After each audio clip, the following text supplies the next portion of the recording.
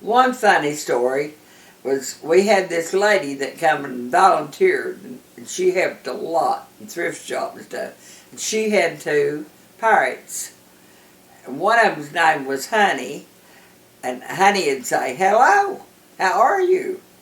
And but the one that I liked the best was Mr. Magoo, and he'd sit on my shoulder and pick my hair, and he got away from me one day. He went and flew out, and he got on the hood of the truck, or the top of the truck. So I was going to get him down. I got his feet to pull him back down to me, and he bit and chewed and went on. Then he squawked, and I got tickled. But it was really funny right then. But you just had to be there. But that was one funny story. I have a lot of funny stories. I just can't think of them right now. So we would have court of honors during our scout, maybe 3 times a year. Our scouts would have a court of honor where we might have a potluck dinner, and then scouts would get their awards and things.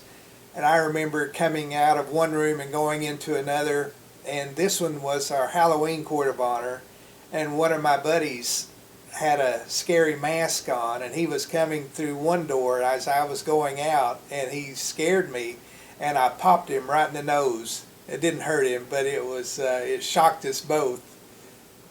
A couple of funny memories. When we were out on the ball field during the outdoor time of preschool one summer day, one of the kids caught a frog, and so we examined it thoroughly and put it in a big cardboard box, probably 2 feet high, and took it up to the classroom. And I was going over and I was looking at the frog from above, and the frog jumped way up into my face. So we laughed a lot about that. Another time on the ball field with the creek, the kids preschoolers were happy to play in the creek. One of them picked up I thought a fish, but they called it a spring lizard. And the little boy said, "My granny fishes with spring lizards." So that's how I learned about spring lizards.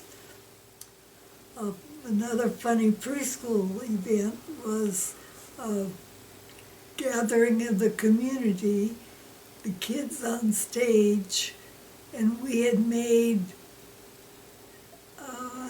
animal outfits, I guess you would say, 2 pieces of big paper stapled around the edges with a cow or a chicken or a duck or a dog or something as the animal they represent.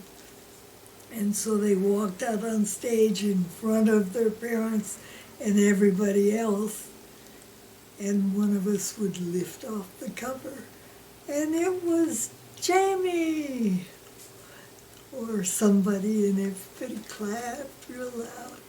That was a good activity that the kids enjoyed. Oh, and then we had Zippity-Doo-Dah, Zip and Dude, 2 little beagle puppies. And after a year or so, Zip, I think, was a female, and she got hit by a car, and so her hips were bothering her back legs, and so she walked on her front legs with her body sticking up in the air, and she got around that way. It was amazing to me. Oh, we were always had something funny. Because we had a lot of boys that would pull her hair and we'd chase them down and hit them. I guess the funniest story that I've got is when all the kids come in here from up north, like Illinois, Delaware, Michigan. My southern accent is really, I'm a true Appalachian southern lady. And I'll say things like wash, and I don't mean to, it's just, it's what we've always done. And the kids will say, when they leave, Miss Audrey, I'm going to be talking like a southern lady when I leave here. And I'm like, that may not be good, children. Oh, my mother will love it when I get there and say, your mom and me, wash. It's such a blessing to be able to share my Appalachian heritage with these young people, and they take it back to them. So that's my funniest story, I think. When we worked with the Boy Scouts, there was a lot of funny things happened. They'd build a bridge out of a rope and try to walk across it and fall off and have to go back and start over and do it over and over until they finally got over it. They'd tell stories at night, scary stories, and boys would get scared. We just had a good time. When the work camp groups were coming in up there, we thought of some funny things to tell them.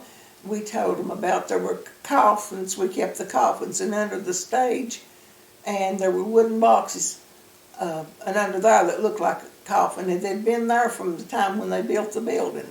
So they would look in under there and see those. And another thing was we told them that it had been used for a sort of a hospital before up in the dorm.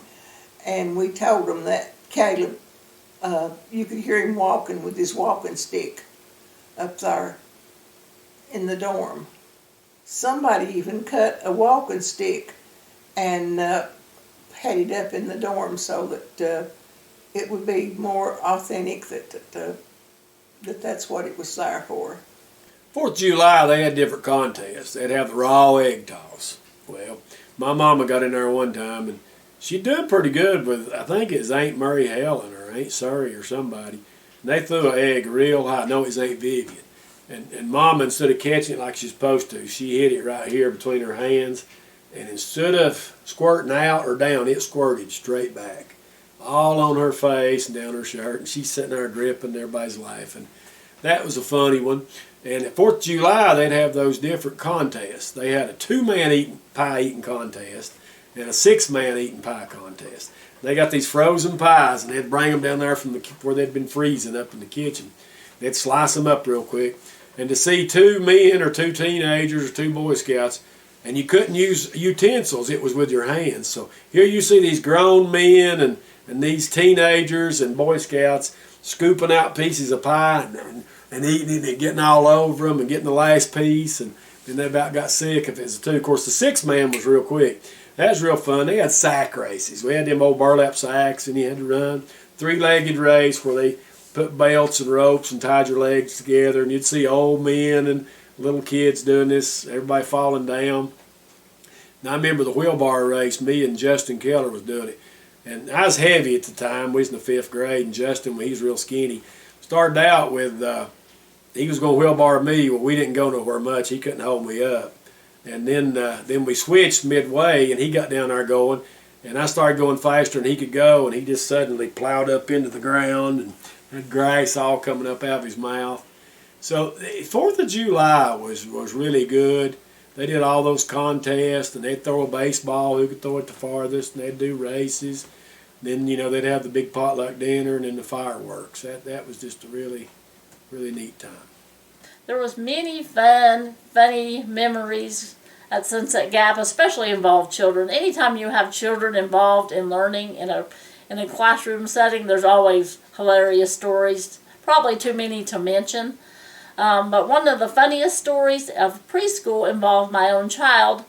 Megan was too young to go to preschool. She was maybe 3 tops. She was still a toddler, just barely able to speak. And we were doing a project with preschool. We were hatching out baby ducks out of eggs, and the children were so anxious to watch and to wait for these chicks. But my daughter was especially excited. And every day, before I would teach preschool, she would come in and check the eggs to see if they'd cracked yet. Every day we'd go, and every evening she'd come back to see again. And one morning we came in and she was especially excited because the first egg had actually hatched and was cracked out, and she couldn't speak very well yet, and so she came running to me and she said, "Mommy, Mommy, there's chickens in the elevator, there's chickens in the elevator."